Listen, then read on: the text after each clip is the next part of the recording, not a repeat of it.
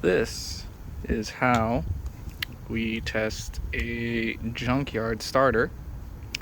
This is for a Nissan Altima. I got my jumper cables right here.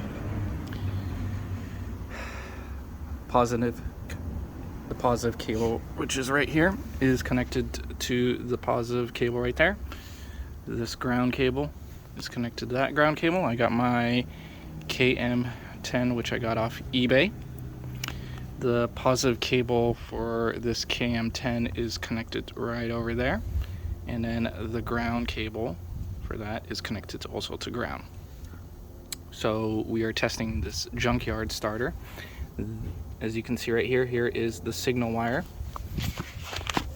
If you press down on this, you will damage something, so be careful. So if you don't know what you're doing, don't mess around. So we'll do it right here. I'm getting signal, and I press up. There you go, it works.